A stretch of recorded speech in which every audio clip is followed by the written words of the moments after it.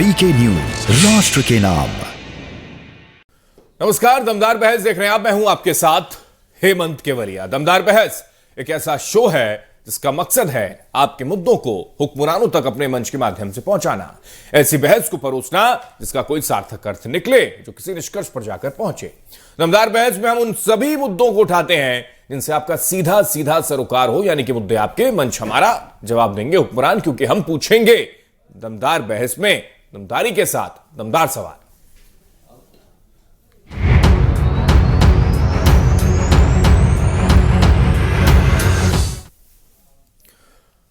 दमदार बहस में आज जिक्र दरअसल महिलाओं को लेकर होगा, क्योंकि महिला सशक्तिकरण का जिक्र तमाम राजनीतिक पार्टियों के नेताओं की ओर से किया जाता है, लेकिन महिला सशक्तिकरण को लेकर कौन सी पार्टी कितनी ईमानदारी के साथ चुनावी मैदान में उनको उतारती है, इसको लेकर सवाल है। सवाल इस बात को लेकर उठे क्योंकि लड़की हूं, लड़ सकती हूं कि पोस्टर गर्ल यानी कि प्रियंका मौर्य ने अभी बीजेपी पार्टी को ज्वाइन कर लिया, शामिल वो बीजेपी पार्टी में हो गई हैं। उसके बाद से अब लगातार सवाल जो हैं वो खड़े होने शुरू हो गए, क्योंकि एक तरफ महिलाओं को सम्मान देने के लिए, महिलाओं को आगे बढ़ाने का जिक्र करने वाली कांग्रेस पार्टी में उन्हीं की दरअसल जो कैंपेनिंग की पोस्टर गर्ल है, उसने प्रियंका गांधी का साथ नहीं दिया, बीजेपी पार्टी में वो शामिल हो गई।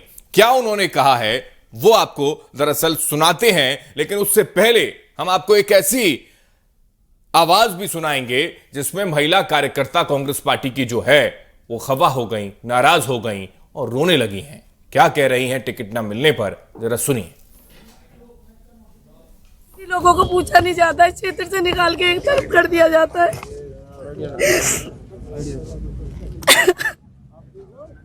देखिए, मेरे जो फादर हैं लंबे समय से किसी पार्टी में नहीं गए हैं, कांग्रेसी थे, हैं, रहेंगे।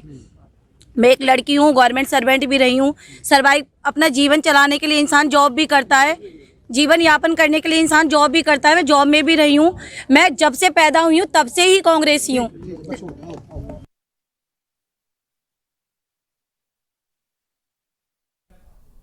तो कांग्रेस कार्यकर्ता, जाहिर सी बात है, जब टिकट नहीं मिलते हैं तो नाराजगी सामने आने लगती है और बिलक बिलक कर रोने भी लगते हैं कार्यकर्ता, क्योंकि जो इतने सालों से मेहनत करे उसको टिकट ना मिले तो नाराजगी तो होगी। दर्द जहन में तो आएगा कि क्यों, किस ईमानदारी का, किस तरीके का परिचय हमको बार बार देना पड़ेगा कि हमको चुनावी मैदान में आप उतारेंगे, क्योंकि लगातार महिलाओं के सशक्तिकरण का जिक्र जरूर है, लेकिन उनकी भागीदारी लोकतंत्र में कितनी है यह जग जाहिर हो जाता है। लेकिन इससे पहले हम प्रियंका मौर्य का जिक्र कर रहे थे और हम यह बताने की कोशिश कर रहे थे कि क्यों पार्टी में आने के लिए, चुनावी मैदान में उतरने के लिए कितनी मशक्कत करनी पड़ती है। यही वजह है कि कांग्रेस पार्टी पर आरोप प्रियंका मौर्य ने लगा दिया, कह दिया कि पैसे दिए नहीं तो टिकट मिला नहीं। हर टास्क पे हमसे ये डिमांड की जाती है। मुझे लैंडलाइन से कॉल आया था, अगर आपको टिकट चाहिए तो आपको पैसे देने होंगे। इनफैक्ट इतना ही नहीं, अभी 3-4 दिन पहले जब प्रियंका जी का हैप्पी बर्थडे था, हम लोग कांग्रेस पार्टी में वहाँ गए हुए थे उनका हैप्पी बर्थडे सेलिब्रेट करने के लिए। उस टाइम भी मुझसे ये कहा गया कि वहाँ रजिस्टर है, वहाँ जा करके आप कुछ दान करिए, ये रिपोर्ट संदीप जी तक जाएगी। किसने कहा था ये बात, किसने कहा था? जिला अध्यक्ष ने, हमारे लखनऊ के वेद प्रकाश त्रिपाठी जिला अध्यक्ष का ये स्टेटमेंट था। मतलब पैसे की मांग की गई टिकट के लिए भी, इसके अलावा जो उनका बर्थडे था, जितनी भी एक्टिविटीज होती हैं हर। तो महिलाएं कार्यकर्ता लगातार रो रही हैं, जैसे कि आपने देखा भी। और प्रियंका मौर्य का अगर जिक्र करें तो उन्होंने खुलासा भी कर दिया कि महिलाओं के सम्मान और ओबीसी को लेकर कांग्रेस पार्टी संजीदा नहीं है, और यही वजह है कि पैसों का जिक्र किया गया तो फिर टिकट कैसे दिया जाए, कैसे खरीदा जाए, इसको लेकर भी आरोप लगने शुरू हो गए। लेकिन इन सबके बीच हम महिलाओं का जब जिक्र करते हैं तो अपर्णा यादव भी जहन में आती है। हम महिलाओं का जिक्र करते हैं तो स्वामी प्रसाद मौर्य की बेटी का भी जिक्र होना शुरू हो जाता है, क्योंकि उनको लेकर सवाल खड़े होने शुरू हो गए थे कि स्वामी प्रसाद मौर्य को पार्टी से बाहर का रास्ता उन्होंने खुद चुन लिया, तो फिर उनकी बेटी पार्टी में क्यों है। और यही वजह है कि भावुक पोस्ट उनकी ओर से किया जाता है, और पोस्ट में यह भी होता है कि अपर्णा यादव को एक तरफ जब ज्वाइन करवा लिया जाता है, वो किसी और पार्टी की हैं, तो फिर मुझको लेकर इस तरीके का जिक्र क्यों होता है। हालांकि वो भावुक पोस्ट है और अपनी जो बात है उन्होंने कही है। तो ये स्थितियां बनी हुई हैं कि एक तरफ महिलाओं का सम्मान भी है, दूसरी तरफ स्थितियां इस बात को लेकर भी बनी हुई हैं कि महिलाओं के सम्मान के बीच उनके अपमान की कई कहानियां जो है निकलकर सामने आने लगती हैं। अब इन सब के बीच बीजेपी ने एक और दांव चल दिया, और वो ये कि किस तरीके से पोस्टर पर स्वामी प्रसाद मौर्य की बेटी को जगह दे दी गई है और यह बताने की कोशिश की गई है कि हम महिलाओं के सम्मान के लिए कितना काम करती हैं। हम महिला सशक्तिकरण को लेकर केवल एक अभियान और कैंपेनिंग नहीं चला रहे, बल्कि चुनावी मैदान में यह दिखाने की कोशिश भी कर रहे हैं कि महिलाओं की भागीदारी लोकतंत्र में और ज्यादा मजबूती के साथ किसी पार्टी ने बढ़ाई तो वो है बीजेपी पार्टी। समाजवादी पार्टी का जिक्र अगर किया जाए तो उसमें महिलाओं को तरजीह देने का प्रयास होता जरूर, लेकिन धरातल पर पूरी परिपक्वता के साथ नजर आता नहीं। हम इसी पर चर्चा करने के लिए सभी मेहमान हमारे साथ जुड़ गए हैं। सीधा रुख उनका करते हैं। शिल्पी चौधरी जी हमारे साथ है समाजवादी पार्टी से, बहुत स्वागत है मैम आपका। मीनू वर्मा जी कांग्रेस पार्टी से हमारे साथ जुड़ गई हैं और अरविंद जयतिलक जी हमारे साथ वरिष्ठ पत्रकार हैं, आप दोनों का बहुत स्वागत। नेहा शालिनी दुआ कुछ देर में हमारे साथ जुड़ेंगे बीजेपी से। सबसे पहले शुरुआत अरविंद जयतिलक जी आपसे कर रहा हूं, क्योंकि एक तरफ तमाम पार्टियों की ओर से जिक्र होता है कि महिलाओं को ज्यादा से ज्यादा मौका लोकतंत्र की भागीदारी में बढ़ाने का एक जो मौका है वो चुनावों में सामने आता है, लेकिन वो मौका भी राजनीतिक पार्टियां पूरी ईमानदारी के साथ नहीं दे पाती। शायद ये मजबूरियां रहती होंगी। इसको किस तरीके से देखें, क्योंकि एक तरफ प्रियंका मौर्य का जिक्र कर लें, दूसरी तरफ अपर्णा यादव की बात कर लें, या फिर स्वामी प्रसाद मौर्य की बेटी का जिक्र कर लिया जाए, क्योंकि महिलाओं के इर्द गिर्द फिलहाल चुनाव घूम तो रहा है, लेकिन भागीदारी उतनी मजबूती के साथ है नहीं। तभी दिखती है जब जो है समाज में, राजनीति में या जीवन विविध पक्ष है उसमें अनुपातिक रूप से महिलाओं की भागीदारी सशक्त हो। आमतौर पे कहा जाता है कि राजनीति में जो है महिलाओं की भागीदारी बढ़नी चाहिए। सभी जो नेता होते हैं, राजनीतिक दल होते हैं, प्रतिष्ठान होते हैं, मंचों के जरिए इसका खूब जो है गुणगान करते हैं जी। लेकिन जब संसद में महिलाओं के आरक्षण की बात उठती है तो तमाम ऐसे लोग जो है न सिर्फ विरोध करते हैं बल्कि जो है महिलाओं को यहाँ तक कहा जाता है कि प्रकटी महिलाएं, यानी जो राजनीति में है। आपने सुना होगा कि आज से दशकों पहले किस तरह देश के एक बड़े नेता ने जो है संसद में ये बात कही थी और बाद में वे माफी मांगते देखे गए। बिल्कुल। अब मौजूदा राजनीति की बात करें तो कहीं ना कहीं जो है अब ये नैरेटिव खड़ा हो रहा है कि कौन सा दल जो है महिलाओं को जो है सशक्त भागीदारी दे रहा है। जिस तरह से आपने सही कहा कि कल जो है अपर्णा यादव जी जो है समाजवादी पार्टी से निकलकर भाजपा ज्वाइन की और उन्होंने जिस तरह से समाजवादी पार्टी पर आक्षेप किया कि गुंडों की पार्टी है और वहाँ पे महिलाओं की इज्जत नहीं है, सम्मान नहीं है जी। और जिस तरह भारतीय जनता पार्टी इसको जो है वैचारिक रूप से जोड़ते हुए जो है एक व्यापक तौर पर जो है इसे पेश करती हुई दिखी है। और आज जो है प्रियंका मौर्य का जहां तक सवाल है, वो जो पार्टी ज्वाइन की है उन्होंने जो आरोप लगाया है यह आरोप जो है बेहद ही गंभीर है। यह आरोप तो कांग्रेस के लिए घातक ही है। लेकिन सबसे महत्वपूर्ण बात यह है कि जब लोकतंत्र परिपक्व हो रहा है ऐसे में जो है उम्मीदवारों से पैसे की डिमांड की जा रही है या अगर प्रियंका के कहने में यह सच्चाई है कि ओबीसी के नाते उन्हें टिकट नहीं दिया जा रहा है तो यह एक बेचैन करने वाला सवाल है। और कहीं ना कहीं जो है कांग्रेस पार्टी के साथ साथ तमाम उन दलों को जो कि महिलाओं की सशक्त भागीदारी का गुहार तो लगाते हैं, लेकिन जब मौका मिलता है तो कहीं ना कहीं जो है वो हाथ पीछे कर लेते हैं। उन सभी को जवाब देना होगा। बिल्कुल, वाकई। और यही वजह है कि जब पोस्टर गर्ल ही नाराज हो जाए और लड़की हूं लड़ सकती हूं की स्थितियां फिर किस तरीके से मजबूती के साथ आगे बढ़ेंगी। मीनू वर्मा जी, लड़की हूं लड़ सकती हूं कि पोस्टर गर्ल खुद छोड़कर चली गई, पार्टी में उसका सम्मान नहीं हुआ, पैसों का डिमांड किया गया जिसका जिक्र आपने अभी सुना भी, तो इसको किस तरीके से समझें कि एक तरफ कोशिश ये कि महिलाओं की भागीदारी बढ़ाने के लिए हम आगे बढ़ रही हैं, प्रियंका गांधी यही कह रही थी, लेकिन ये किस तरीके का सम्मान है। और आज हमने देखा भी कि किस तरीके से कार्यकर्ता वहां रो पड़ती हैं उनको अगर टिकट नहीं मिलता है तो।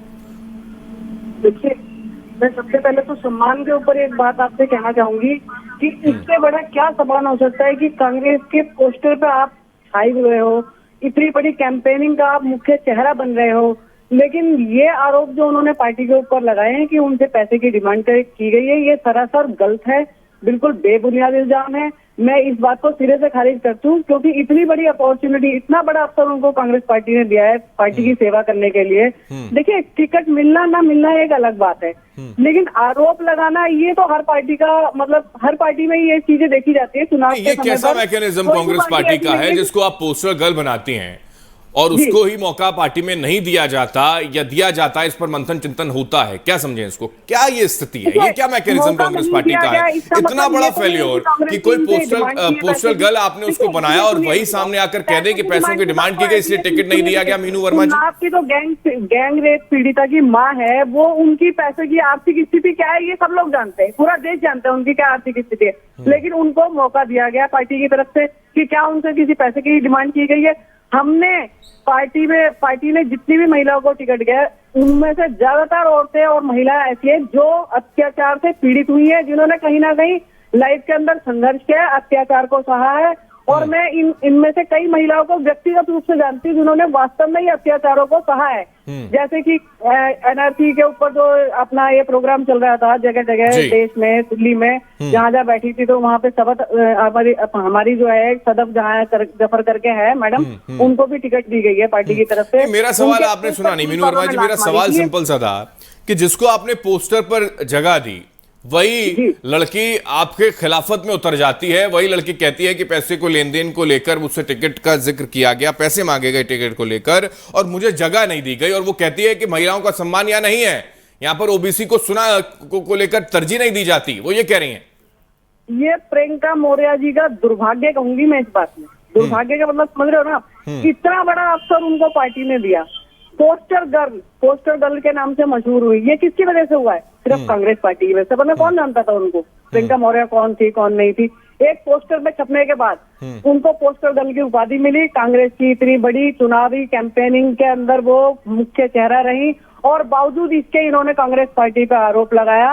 ये सरासर गलत किया उन्होंने। ये उनका दुर्भाग्य है कि सिर्फ एक टिकट के पीछे उन्होंने कांग्रेस पार्टी को छोड़ा, ना सिर्फ छोड़ा बल्कि उनके ऊपर इस तरीका घटिया इल्जाम लगाया। मैं भी लड़की हूँ, मैं भी लड़ सकती हूँ, मैं भी कांग्रेस पार्टी के लिए काम करती हूँ, लेकिन ये नहीं है कि अगर कल को पार्टी मुझे टिकट नहीं देगी तो मैं इस तरीके के भद्दे इल्जाम लगा करके मैं कांग्रेस पार्टी को छोड़ दूंगी। रही सम्मान की बात, तो आप देखिए टिकट की जितनी भी लिस्ट आई है, पहली लिस्ट हो चाहे दूसरी लिस्ट हो, पहली लिस्ट में कम से कम 41 महिलाओं को टिकट दी गई है, दूसरी लिस्ट में भी 16 महिलाओं को टिकट दी गई है। तो आप बताइए कहाँ से हमारी पार्टी महिला विरोधी है, या कहाँ महिलाओं के सम्मान में कोई कमी रखी है हमारी पार्टी ने?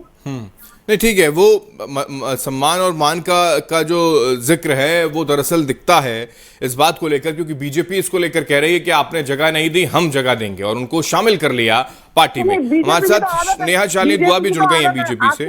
नेहा जी, कांग्रेस पार्टी ने कभी सम्मान महिलाओं का नहीं किया, ये आप कहना चाह रहे हैं, या फिर केवल एक राजनीतिक फायदा लेना चाह रहे हैं? ठीक है, ये तो बीजेपी वालों की पुरानी आदत है। कहीं भी किसी भी चुनाव में आप देख लीजिए, किसी भी देख लीजिए,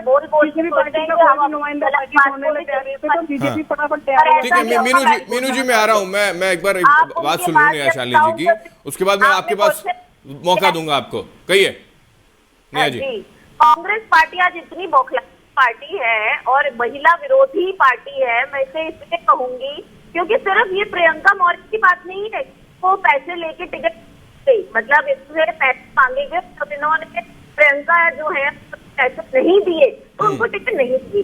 आप देखेंगे कि और महिला कार्यकर्ता थी जिन्होंने प्रधानमंत्री जी को काले झंडे दिखाए थे, और उसके ऊपर प्रियंका गांधी वाड्रा ने ट्वीट भी किया था कि देखिए प्रधानमंत्री को काले झंडे दिखाने वाली कितनी सशक्त है, वो हमारी पार्टी की महिला है। और उसके बाद क्या हुआ आप देखेंगे, पुलिस जांच में पता लगा उस औरत ने अपने आप पे गोली, अपने पार्टी के ही कार्यकर्ता और यादव सपोर्ट के साथ मिलकर अपने ऊपर गोली चलवाई थी।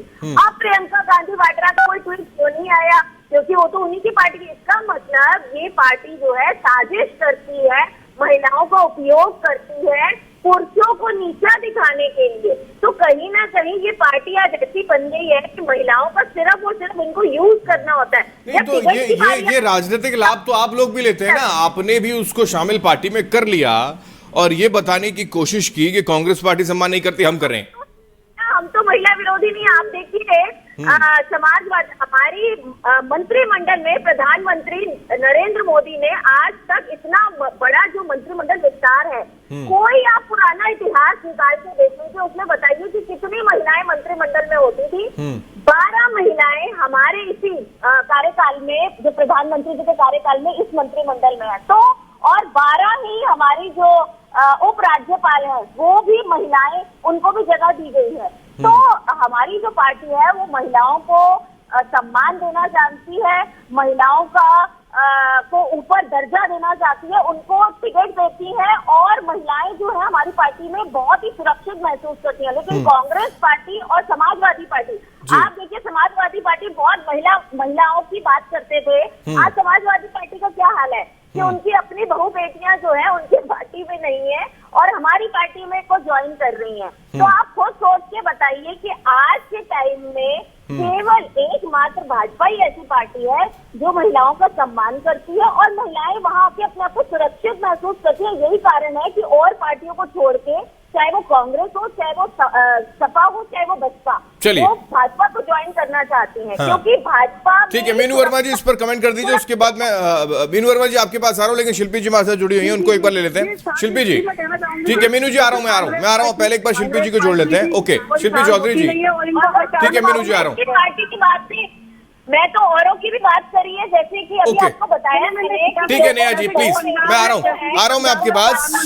शिल्पी चौधरी जी, जो जिक्र अभी किया नेहा शालिनी दुआ ने, और वो कहा कि महिलाओं का सम्मान आपकी पार्टी में होता नहीं। नेहा जी आ रहा हूँ, मीनू जी आ रहा हूँ। शिल्पी जी, सम्मान होता नहीं और इस वजह से आपकी पार्टी को छोड़कर अपने आप को सुरक्षित महसूस ना करते हुए अपर्णा यादव जो है वो आ जाती हैं, बीजेपी पार्टी को ज्वाइन कर लेती हैं।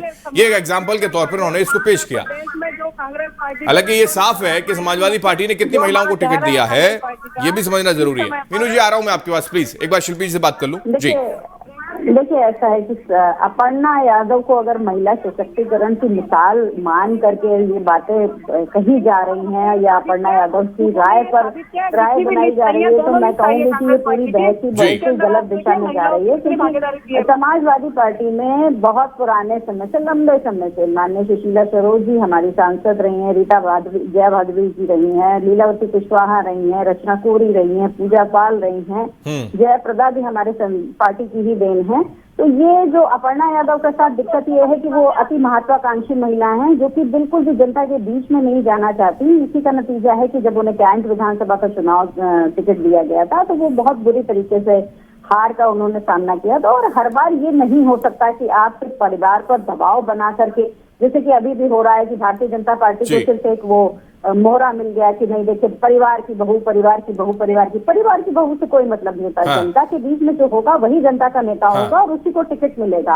अब अगर आपकी वो फरमाइशें पूरी नहीं की जाएं तो फिर आप चले जाएं। और पूर्व में भी देखिए दक्षिण पंथ का झुकाव रहा है अपर्णा यादव जी का, लगातार वो समाजवाद का विरोध करती रही हैं, आरक्षण का विरोध करती रही हैं। मोदी और योगी के प्रति उनका जो झुकाव था वो भी किसी से दूर नहीं था। एक बार आप चुनाव हारी थी तो बीच में आपको 5 साल मिले थे, लेकिन वो कभी भी जनता के बीच में नहीं निकली। तो इस तरीके से समाजवादी पार्टी बिल्कुल भी किसी को टिकट नहीं देगी। हमारे राष्ट्रीय अध्यक्ष ने एकदम स्पष्ट किया है कि जो भी जीतने लायक कैंडिडेट नेहा जी कुछ कह रही है, इसमें कह दीजिए नेहा जी। ओके, उसको बिल्कुल नहीं दिया जाएगा। और बस ये बात सम्मान की बात तो अगर भारतीय जनता पार्टी न करे तो बेहतर होगा। लखीमपुर खीरी में जिस तरीके से महाभारत कांड की पुनरावृत्ति हुई है, जिस तरीके से महिलाओं की साड़ियां खींची गई हैं, उन्नाव में जिस तरीके से 6 महीने में 850 बलात्कार हुए हैं, वो भारतीय जनता पार्टी के शासन में हुए हैं। तो भारतीय जनता पार्टी अपने चरित्र न दिखाए। भारतीय जनता पार्टी जो चरित्र दिखा रही है, इनके यहाँ कुलदीप सिंह सेंगर है, इनके यहाँ चिन्मयानंद है, इनके यहाँ सारे बलात्कारी भरे हैं, 134 विधायक इनके दादी हैं, आपराधिक मुकदमे वाले हैं। ऐसी बात जरूर होती है जो और पार्टियों की महिलाएं, आप देखिए अपर्णा यादव उन्होंने भी हमारी पार्टी ज्वाइन की, वो कांग्रेस की कार्यकर्ता थी, कांग्रेस की बहुत बड़ी नेता रह चुकी है, उन्होंने हमारी पार्टी ज्वाइन की। और अपर्णा यादव जी ने हमारी पार्टी ज्वाइन की, जयप्रदा जी छोड़ के इनकी पार्टी को हमारी पार्टी में आई। तो क्यों सारी महिलाएं इनकी पार्टियां, औरों की पार्टियां छोड़ के हमारी पार्टी में आती है? क्योंकि उनको राष्ट्रवाद और हमारी पार्टी में सुरक्षा महसूस होती है। अपर्णा यादव जी ने कहा कि मेरे लिए राष्ट्रवाद जो है वो पहले है, बाद में समाजवाद है। और ये बिल्कुल सही बात है। टाइम बाद याद आया उनको, लेकिन जो है वो हमारी पार्टी में है। हमारी पार्टी जो है वो राष्ट्रवादी पार्टी है। राष्ट्रवाद क्या होता है? 5 साल से उनको याद नहीं आया था कि जनता के बीच में जाना है।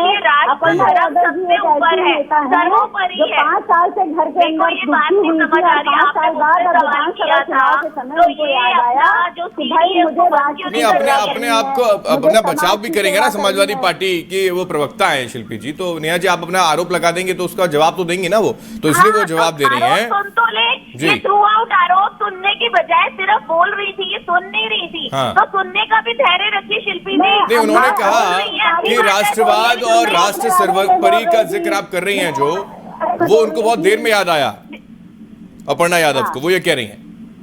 मैं ये कहना चाहती हूँ, अपर्णा यादव जी को अगर देर से भी याद आया तो जयप्रदा जी का जैसे इन्होंने एग्जाम्पल दिया, उनके साथ कितने दुष्कर्म और कैसी कैसी घिनौनी बातें इन्हीं के सांसद ने करी थी, तभी तो उन्होंने भी इनकी पार्टी छोड़ी थी। आप जयप्रदा जी की बात बताइए ना, आप जयप्रदा जी की, मैडम आप जयप्रदा जी की बात बताइए, आपने उनका नाम लिया है।